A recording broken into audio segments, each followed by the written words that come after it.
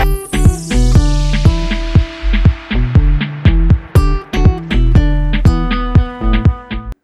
Example చెప్పాలంటే ఇప్పుడు politicians ఉన్నారు, పొలిటీషియన్స్ ఉంటారు, ఇండస్ట్రియలిస్టులు ఉంటారు, చాలా మంది మనం వింటూ ఉంటాం ఈ స్పెషల్ పూజలు చేయించారు, యాగాలు చేయించారు అని. సో ఇవన్నీ కూడా అంటే హోలీ సైడ్ అంతా ఒకటి, అలా కాకుండా డార్క్ సైడ్ కూడా ఉన్నాయి. క్షుద్ర పూజలు చేయించేవాళ్ళు ఉన్నారు, నరబలు ఇచ్చేవాళ్ళు ఉన్నారు. అలా ఏదో జరుగుద్ది అని నమ్మి కొన్ని వస్తువులు ఉంటాయి. ఇప్పుడు ఈ సినిమాలో పిల్లిమాయ అనే వస్తువుని మనం పిల్లిమాయ. ఓకే.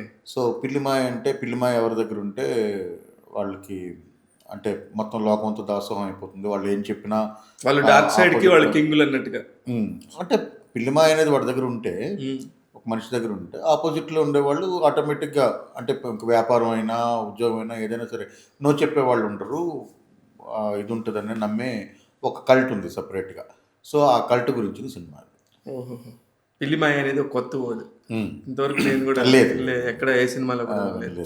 బట్ ఇది ఉత్తరాంధ్ర సైడు, విజయనగరం, విశాఖపట్నం, శ్రీకాకుళం సైడ్తో పాటు హైదరాబాద్లో అంటే ఇప్పుడు మీకు యాక్చువల్గా అంటే జస్ట్ మీరు రీల్స్ ఉన్నాయి దీని మీద, కొన్ని వందల రీల్స్ ఉన్నాయి. పిల్లిమాయ నమ్ముతున్న వాళ్ళు, పిల్లిమాయ అని ఇది ఉంటే ఏమవుద్దని చెప్పేవాళ్ళు, ఛానల్స్లో మాట్లాడే వాళ్ళు కూడా ఉన్నారు. బట్ అది చెప్తున్నాను కదా, సెక్షన్ ఆఫ్ పీపుల్. ఇప్పుడు మీ ఇంట్రెస్ట్ అది కాదు కాబట్టి మీకు అది తెలియదు అంతే. కరెక్ట్. మీరు మాట్లాడుతా చెప్పారు శ్రీకాకుళం, విజయనగరం ఇటువైపు ఉంటుందని ఎక్కువ. మీరు నమ్ముతారా సార్? మీరు కూడా మీరు లేరా?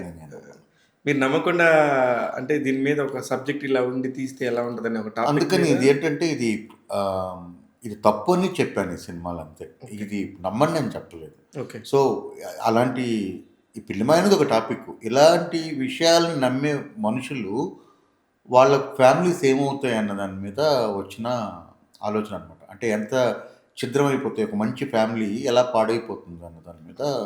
మూఢనమ్మకాలు పెట్టుకునేవాళ్ళు అంతే. చాలా రకరకాల మైండ్స్ ఉంటాయి, డిఫరెంట్ టైప్స్ ఆఫ్ మైండ్స్ ఉంటాయి. రెగ్యులర్ హ్యూమన్ బీయింగ్స్ ఆలోచించినట్టు వాళ్ళు ఆలోచించరు కదా. అవును. ఎవరినైనా మీరు కలిసారా సార్ గతంలో? కలవడం అంటే నేను చాలా మందిని చూశాను. అంటే నా ఈ ఇన్నేళ్ళ ప్రయాణంలో మనుషులు కలిసేవాళ్ళు అలా ఉండేవాళ్ళు చాలామంది. అంటే ఎవరికి హాని కలిగిన మూఢనమ్మకం దగ్గర నుండి హాని కలిగించే మూఢనమ్మకాల వరకు కూడా ఉండేవాళ్ళు ఉన్నారు, చాలామంది ఉన్నారు. నేను కలిసిన వాళ్ళు ఉన్నారు. తర్వాత మనం రెగ్యులర్గా చదువుతున్నప్పుడు రీసెంట్గా రెండున్నరేళ్ళ కిందట మదనపల్లి ఇన్సిడెంట్, ఒక తల్లి 2 పిల్లల్ని డంబులతో కొట్టి చంపేస్తున్నారు. సో అది ఎంత బ్రెయిన్ వాష్ అయి ఉండొచ్చు ఆవిడకి. అసలు ఒక మానసిక రుగ్మతతో ఉన్నట్టే. అంతే కదా. అదేముంది, మనకి ఢిల్లీ కేసు ఉంది. అలాగే ఢిల్లీ, నాట్ ఓన్లీ ఢిల్లీ, మనకి ఇప్పుడు విజయవాడలో ఒక నరబలి ఒకటి జరిగింది. తర్వాత కాంట్రాక్టర్లు చాలామంది అంటే ప్రాజెక్టులు మొదలు పెట్టేటప్పుడు నరబలి ఇస్తారని అంటే ఉన్నాయి, విన్నాము. తమిళనాడులో కూడా ఎక్కువ ఉండదు. నాట్ ఓన్లీ తమిళనాడు, ఇది ఎవ్రీవేర్. అంటే హ్యూమన్ అంటే నాట్ ఓన్లీ ఇండియా, ప్రపంచవ్యాప్తంగా ఉందంటే బ్లాక్ మ్యాజిక్ని. అంటే పాజిటివ్ శక్తిని నమ్మేవాళ్ళు ఎంతమంది ఉన్నారో, నెగిటివ్ శక్తిని నమ్మేవాళ్ళు కూడా అంతేమంది ఉన్నారు. యాక్చువల్లీ నిజంగా కూడా ఇది బుల్షిట్ కదా. బుల్షిట్. దానికి మళ్ళీ ఒక వర్గం సపరేట్ తయారైపోయి వాటికి సంబంధించి పూజలు, వాళ్ళు మనుషులు కూడా విపరీతంగా వింతగా ఉంటారు, చాలా వింతగా ఉంటారు. ఇప్పుడు మన పక్కింట్లో ఏం జరుగుతుందో కూడా మనకు తెలియదు అని చెప్పాలంటే. అంటే వాళ్ళు ఏం చేస్తున్నారు, ఎలాంటిది. ఇప్పుడు చాలా వచ్చేసాయి కదండి, వశీకరణ మందు అని ఒకటి అమ్ముతున్నారు. అంటే మనుషులను వశం చేసుకునే మందు అని చెప్పి. ఒకప్పుడు ఇవన్నీ కూడా చాలా గుప్తంగా ఉండేవి, ఇప్పుడు అది కూడా లేదు. డైరెక్ట్గా సోషల్ మీడియాలో పెడుతున్నారు. మరుగు మందు అంటున్నారు, వశీకరణ మందు అంటున్నారు, తర్వాత ఈ యంత్రం పెట్టుకుంటే మీకు ఇదని చెప్తున్నారు. ఇలాంటి చాలా ఉన్నాయి. నిజంగా ఈ 2025 దాటిపోయి 2026లోకి వచ్చాము.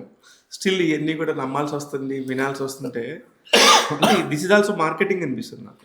ఖచ్చితంగా. అంటే ఇప్పుడు ఈ సినిమా ఫస్ట్ స్లైడ్ కూడా అదే అనమాట. 2026లో సైన్స్ పురోగొచ్చింది, ఏఐ అనేది వచ్చిన అదే సందర్భంలో ఇది ఏదైనా నమ్మనకు చీకటి ప్రపంచం కూడా ఉంది, ఆ చీకటి ప్రపంచంలో చిక్కుకుపోయిన ఒక మనిషి తాలూకా కథ ఇది అని చెప్పి స్లైడ్ వేసాను. నిజంగానే ఒకప్పుడు మనం తిరుమల తిరుపతి కానీ ఇంకో శ్రీశైలం కానీ మనకి మంచి మంచి పుణ్యక్షేత్రాలు వెళ్ళి ఫ్యామిలీస్ మంచిగా వెళ్ళి ఒక 4 రోజులు రీఫ్రెష్ అయ్యి చక్కగా వచ్చే పరిస్థితి. ఇవాళ ఎక్కడ చూసినా సరే అది ఒక పెద్ద ప్రహసనం. నిజంగా కూడా వెంకటేశ్వర స్వామి దగ్గరికి వెళ్ళి దండం పెట్టుకోవాలి. అక్కడికి వెళ్ళి పడే బాధల కంటే మనం ఇంట్లో దండం పెట్టుకుందాంలే అంతే. అదే స్వామి మన మనసు మంచిగా ఉండాలని మనకు మనం సరి చెప్పుకోవటం అయిపోతుంది. అంతే. మా ఇప్పుడు అక్కడ దైవత్వం అన్నది ఎంతవరకు దైవత్వాన్ని మనం ఎంజాయ్ చేస్తున్నాం అన్నదాన్నయితే క్వెషన్ మార్కే అది. అది. ఇప్పుడు ఒక పుణ్యక్షేత్రంకి వెళ్ళాము. ఇదంతా ఏంటంటే ఒక పాజిటివిటీ. అవును. అంటే ఎండ్ ఆఫ్ ద డే ఒక మీరొక్కళ్ళు ఒకటి మేనిఫెస్ట్ చేశారనుకోండి. నాకు ఇది కావాలి, కరెక్ట్. ఇది చేయాలి అని అనుకోవడం, ఒక మంచి విషయాన్ని అనుకుంటే అది మీరొక్కరు. అదే ఒక దగ్గర ఒక 10 మంది, 20 మంది కూర్చొని మనం మేనిఫెస్ట్ చేసినప్పుడు దాని తాలూకా పవర్ ఎక్కువవుద్ది. Plus, plus, plus positive. So, గుడైనా సరే, చర్చ్ అయినా, మసీదైనా, లేకపోతే ఇంకోటైనా ఏదైనా సరే ఒక దైవం ఉండే ప్లేస్‌కి అందరం దేనితో వెళ్తామో పాజిటివిటీతో వెళ్తాం కాబట్టి, ఆ క్షేత్రంలో ఒక పాజిటివిటీ ఉంటదన్న నమ్మకం. అందుకనే మనకు అక్కడికెళ్ళగానే ఒక ప్రశాంతంగా అనిపించడం, మనం ఒక దాన్నేమంటారు, ఒక కామ్‌నెస్‌లోకి రావడం, సరే ఏవైనా మనసులో అలజడి ఉంటే అలజడిపోవడం, దేవుడిని దర్శించుకున్నప్పుడు ఎప్పుడైతే వ్యాపారం భక్తిలోకి వచ్చేసిందో, ఇప్పుడు నేను చెప్పిన ఈ కాన్సెప్ట్ అంతా పోయింది. పోయింది. కరెక్ట్. ఇప్పుడేంటంటే దేవుడిని ముందంతా ఏంటి, బయలుదేరాము, దేవుడి దగ్గరికెళ్తున్నాం. అంటే ప్రయాణం, దేవుడి దగ్గరికెళ్ళాం, దేవుడిని దర్శించుకున్నాం, మళ్ళీ రిటర్న్ ప్రయాణం. దేవుడి సన్నిధిలో ఎంతసేపు ఉంది. ఇప్పుడు అలా కాదు.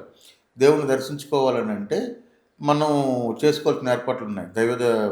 ఈ దర్శనమా, ఆ దర్శనమా, ఎంత డబ్బులు పెడుతున్నాము, ఫెసిలిటీస్ ఏంటి, మన దొడ్డిదారిని తీసుకెళ్తారా, దొంగదారిని తీసుకెళ్తారా, స్ట్రైట్‌గా తీసుకెళ్తారా, దానికి ఏజెంట్లు 8 ఎవరు? గంటలు కూర్చోవాలి, దానికి ఏజెంట్లు ఎవరు, వాడికి ఎంత డబ్బులు ఇవ్వాలి. ఇప్పుడు నేను ఇంత డబ్బులు పెట్టి 5 నిమిషాల్లో చూసొచ్చాను అని చెప్పి గొప్పగా చెప్పుకోవడం అన్నది ఏముంది, పొద్దున దాంట్లో ఫ్లైట్‌కెళ్ళి ఈవినింగ్ ఫ్లైట్‌కి వెనక్కి వచ్చేసాను అని చెప్పడం అన్నది ఒక ఇదైపోయింది చూసారా. కరెక్ట్. అది ఎప్పుడైతే ప్రెస్టేజో లేకపోతే స్టేటస్ సింపుల్‌గా అయిందో అక్కడ దైవత్వం లేదని నా ఉద్దేశం. బాగా చెప్పారు. బట్ ఇది ఎంతమందికి నచ్చదో మనకు తెలియదు కానీ అది ఇది వేరే. అది ఓకే. కరెక్ట్. అదే నా అభిప్రాయం కూడా అదే. అందుకని దేవుడు అనేవాడు ఎప్పుడు కూడాను ధనవంతుడిని ఒకలాగా, పేదవాడిని ఒకలాగా, లేకపోతే డబ్బుతో అయితే దేవుడు చూడదు కదా. అనేది, దేవుడు అనే శక్తి ఏదైతే ఉందో, దేవుడు అనే శక్తికి డబ్బుకి అసలు సంబంధమే లేదు. సంబంధం లేదు. పేద చిన్న అనేది సమస్య ఏది లేదు. సంబంధం లేదు. దేవుడు అందరినీ సమానంగా సమానం. చూస్తాడు. అందుకే దేవుడు. అందుకని దేవుడు అవుతాడు.